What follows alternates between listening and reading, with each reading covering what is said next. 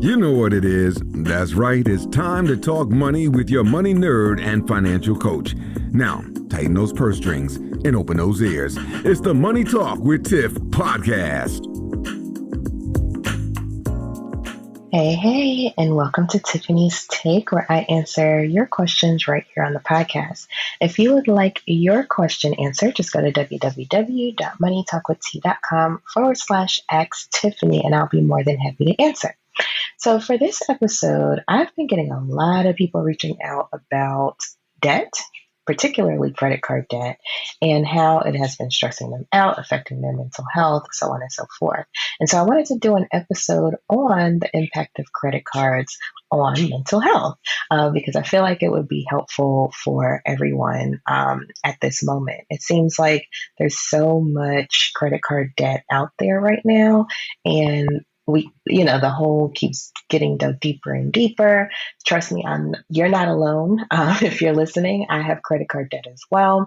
But I wanted to do just like a brief overview of the history of where credit cards came from, the good side of credit, why it becomes stressful, and then how to manage better. So without further ado, let's jump right in. So first and foremost, back in the 1950s, there was a situation where this guy named Frank McNamara, he was at a restaurant and he realized that he didn't have his wallet. And so he was like, dang, like I really want some food. How can I pay? Is there a way to pay without cash or checks on hand?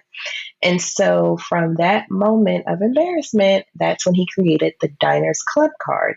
So this was back in 1950. And it was just a card that allowed the members to charge their meals at 27 restaurants in New York and then pay the bill later. So kind of think of it as like a membership card, right? And so then other companies started catching on. And so in 1958, that's when Bank of America launched the Bank Americard, which would eventually become Visa. So Visa was the first one. And that was the first revolving credit card issued by a third-party bank that was valid at multiple merchants. So unlike the Diners Club, which required full payment of the bill each month, the Bank Americard, aka Visa, allowed users to carry a balance, transforming how we all managed our money. So then after that, in 1966 was when Interbank Card, which is now known as MasterCard, came into the picture because, of course, they see, oh, Visa is making money, Bank Americard is making money. We want to make money too. And so this is when they stepped in. Now, this competition spurred innovation, leading to the credit card system that we know today, a global network of financial convenience. So that's kind of how credit cards started. So if we look at that and we look at the phenomenon that's going on now when you see like buy now, pay later type situations, which is running rampant, it all started from a place of needing to get something or wanting to get something and not having the money to actually get it right then and there. So nothing really has changed over the years as far as how credit cards are used or how people use them. And I'll also add that once credit cards were introduced, then it also took away, you having to physically count out your money or physically write a check, which psychologically is different than if you're just swiping a card. Because when you are counting out money, you actually feel it, you see it leaving your hands. When you're swiping a card, that does not happen. And so it's easier to swipe than it is to hand over money. And to prove that point, next time you go, let's say to the grocery store or what have you, use cash and see how different that feels than you just swiping your card. And so with all of that, these companies realized that they could make money doing this. Now, don't get me wrong, there is a good side of using credit. So, of course, we all know you can't have credit until you have credit. And so, if you ever wanted to get a house and you didn't have cash for a house, or get a car, you don't have cash for a car, you're going to need credit. So building your credit history, also the convenience sometimes, just having a card on hand, the rewards. And also I'll put a asterisk there with the rewards because that was also a marketing ploy for the companies to make more money. Now, if you use it responsibly, then cool, it'll work out for you. But if you don't, then that's just a way for them to get you to spend more on the credit card. Therefore, they can charge more interest. Therefore, they make more money, and so on and so forth. So I just wanted to throw that out there too. But also protection against fraud. So if you don't know, like if you use your debit card, for instance, it's a little harder to get your money back than if you use a credit card when it comes to someone using your card without your permission. So if there's any fraud involved, it's easier to get your money back with a credit card than it is with a debit card. So also that's a good side of credit as well. So I've also, talked about on the podcast before, back way early. I think it was like one of my first episodes, maybe like 4 or 5. Anyway, I talked about how I used credit to help get my son's braces when his dad had backed out at the last minute with his half of the money. And so there are situations where credit can come in handy and you can use it responsibly to get things done that need to get done. But you also don't want to use it as a form of income. You want to use it as a tool to get what you need. So that's kind of how I look at credit, is using it as a tool to get whatever it is that I need and not as income. So when you think about it in that way, it makes you spend a little differently. Now, let's go into the stress that can come with using cards. So when you use credit cards, at first it's all good. You're like, oh, I just got these shoes, or oh, I just went on this trip, or whatever the case may be. But later on, as you're starting to pay down that bill, you realize and you start getting stressed out or anxious about this mountain credit card debt. Because if you haven't noticed, with the rise in interest rates over the past year or so, it seems like these credit cards are not going anywhere. And especially if you're paying just the minimum balance. I have cards where they're actually increasing in balance, even though I'm paying them. So it can feel like a never ending hamster wheel, once you start going into that cycle. And also, because, I talked about how easy it is to spend on credit cards, that can lead to financial strain, that can lead to financial stress, and then that can lead into our mental health and well-being being affected. So I know it's easy for me to talk about it, but let's look at the data. So a study published in the Journal of Family and Economic Issues found that individuals with higher levels of credit card debt reported higher levels of stress and lower well-being. The numbers don't lie. They tell stories of sleepless nights and anxious days. Another study from the American Psychological Association, so APA, found that about 72% of Americans report feeling stressed about money at least some of the time during the month. Now, imagine the added strain when credit card debt enters the mix. It's like the shadow that follows you, affecting your mood, your relationships, and even your self-esteem.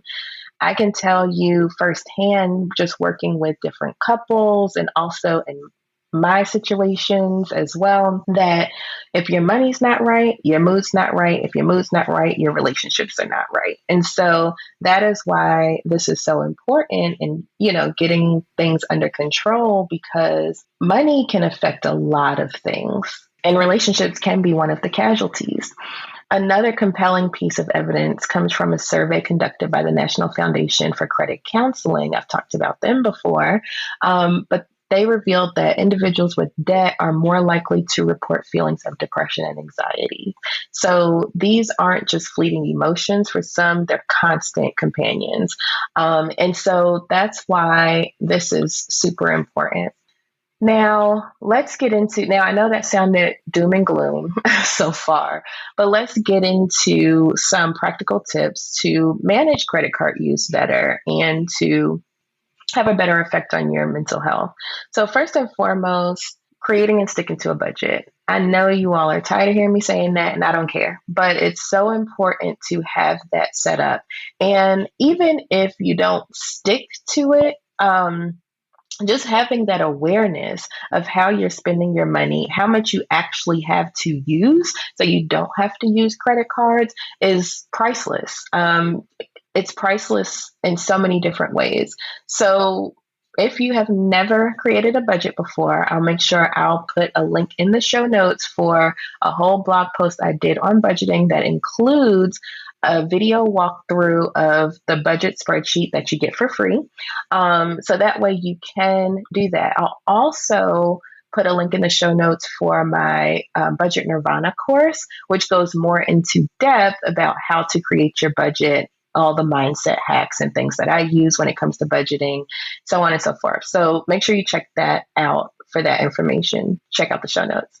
Next, you want to keep track of your spending. So this goes hand in hand with budgeting, but it's so important to keep track of how you're spending and what you're spending it on. I have learned that once I go through the process of having my clients write out everything that they're spending or tracking for that first month or so, they're like, oh my gosh, like I didn't know I was spending XYZ on this, because if you don't have that awareness, it's really hard to figure out where your money is going. And I like to use the analogy of a boat. Let's say you're rowing a boat and all of a sudden you see water starting to come into your boat. You don't know where the money's coming from because there's no huge visible holes. But what's happening is there's little small holes. And I equate that to small holes in your budget. When you don't keep track of your spending, you don't know what's going on, all those little small holes can sink your ship. And so you want to make sure that you're keeping track of what you're spending on and how you're spending your money. So that way you can plug up those holes. Also, if you do use credit cards, set limits on your credit card use. I know there's some people out there listening like, well, Tiffany, I love my rewards. Well, I love them for you as long as you use them responsibly. So set limits on how you use your credit cards, when you use your credit cards. When I was credit card debt free, I only used my credit. I literally put my cards in the freezer. So I put them in water, put them in the back of the freezer. I took them out my pocketbook so I won't be tempted because know thyself. And so I did not unfreeze them, but once or twice a year just to make sure they don't administratively close them. And even when I did use them, it was only for gas or something small, just so they won't close the card. So that's another thing too. If you do have credit cards, make sure that, if you do get on the wave of not using them, just use them periodically just so they won't close them. Because if they close them, that could also affect your credit score. Okay. So keep that in mind. But yeah, setting limits on your credit card use is super important. You don't want to be maxed out and in a situation where you're maxed out and you can't afford to pay it back, because then again, that will affect your mental health.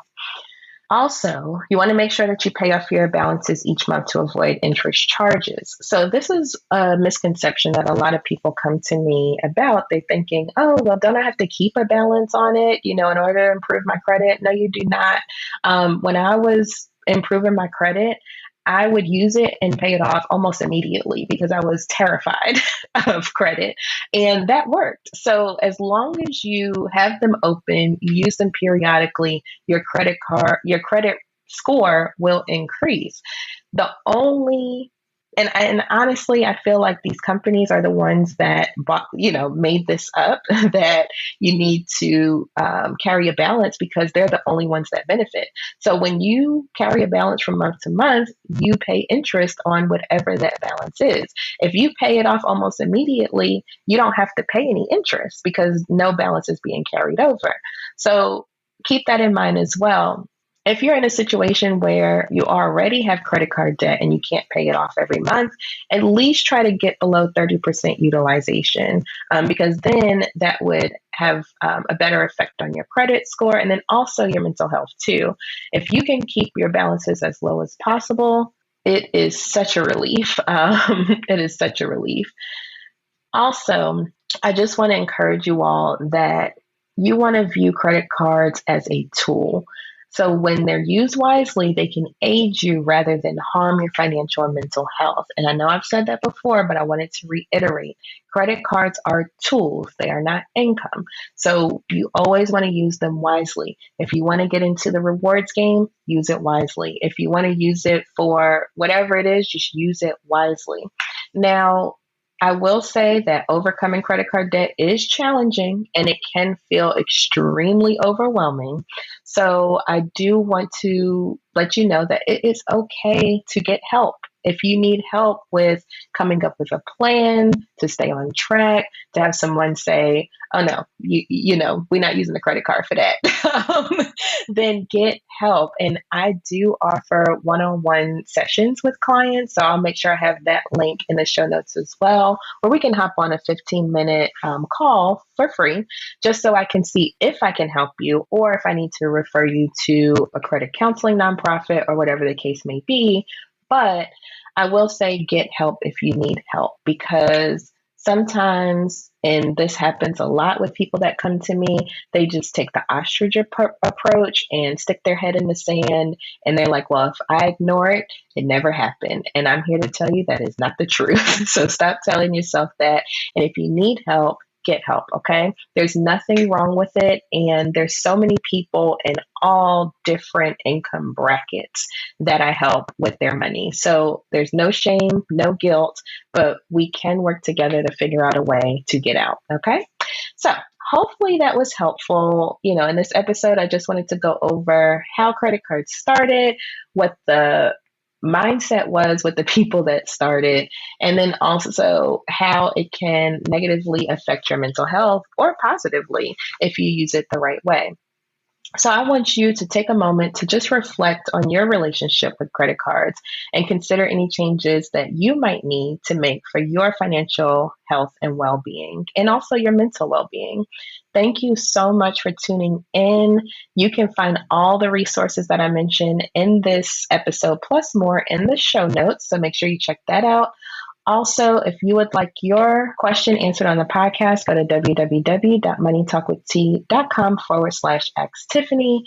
Also, make sure that you are liking, subscribing, sharing, and rating and reviewing this podcast, because it helps other people find us. And also, I would love to hear your experiences with credit cards and mental health via social media or email.